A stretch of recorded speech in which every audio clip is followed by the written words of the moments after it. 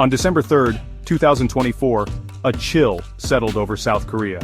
President Yoon Suk-yeol, citing what he called anti-state activities and alleged North Korean sympathies within the opposition party, declared martial law. This decree sent shockwaves through the nation and the international community. It was a move that evoked dark chapters from South Korea's past, a past marked by military dictatorships and struggles for democracy. The declaration effectively silenced dissent.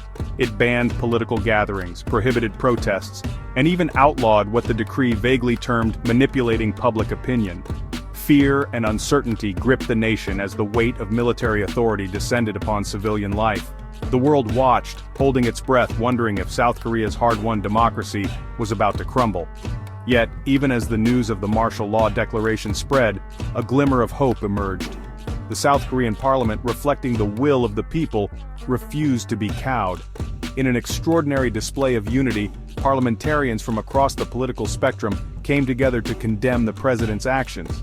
Within hours of the decree, the parliament, in an unprecedented unanimous vote, overturned the martial law declaration. It was a stunning rebuke of President Yoon's actions and a powerful testament to the resilience of South Korea's democratic institutions. President Yoon, faced with the unwavering opposition of the parliament and the outcry of the people, backed down, reluctantly complying with the parliament's decision. Martial law, a term that evokes images of military rule and the suppression of civil liberties, is often misunderstood. It is, at its core, the temporary imposition of military authority over a civilian population. This typically occurs during emergencies when civilian authorities are deemed incapable of maintaining order, or when the very fabric of society is threatened. The declaration of martial law signifies a profound shift in the balance of power. Ordinary law is suspended, and the military assumes control of government and judicial functions. This can lead to severe restrictions on fundamental freedoms. Freedom of movement, assembly, and speech, cornerstones of a democratic society, are often curtailed. Under martial law, military courts may replace civilian courts, and military commanders are often granted sweeping powers. These powers can include the authority to arrest and detain individuals without trial, impose curfews, and even restrict access to information. In essence, martial law represents a state of exception, a departure from the normal functioning of a democratic society, where the rule of law is temporarily superseded by military decree. It's important to note that the mere presence of troops on the streets does not necessarily constitute martial law. The key distinction lies in whether the military has assumed governmental and judicial powers, effectively displacing civilian authorities. While martial law is often associated with war, rebellion, or natural disasters, it can also be declared in response to other extraordinary situations, such as widespread civil unrest, political instability, or even pandemics. The specter of martial law looms large over South Korea's history. The nation's journey toward democracy has been long and arduous, marked by periods of authoritarian rule and popular uprisings. Martial law, unfortunately, has been a recurring theme in this tumultuous history. Following the devastation of the Korean War, South Korea found itself under the grip of military dictatorships for decades. Martial law became a tool of repression, used to silence dissent, suppress political opposition, and maintain control. The memory of this era continues to haunt South Korea's collective consciousness, a stark reminder of the fragility of freedom. One of the most harrowing episodes in South Korea's history, the Gwangju Uprising of 1980, stands as a chilling testament to the brutality that can accompany martial law. When pro-democracy demonstrations erupted in the city of Gwangju, the military regime responded with ruthless force. Martial law was declared, and what followed was a horrific crackdown. Hundreds, perhaps thousands of unarmed civilians were killed or injured as the military sought to crush the uprising. The Gwangju Uprising remains a deep wound in the nation's psyche, a symbol of the human cost of authoritarian rule. South Korea's transition to democracy in the late 1980s marked a turning point.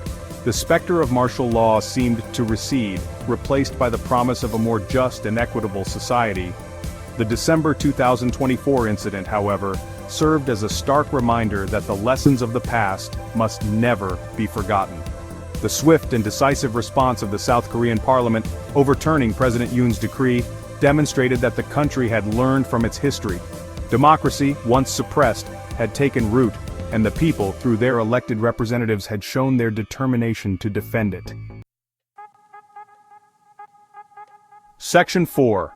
A Global Spectre, Martial Law Around the World. The imposition of martial law is not unique to South Korea.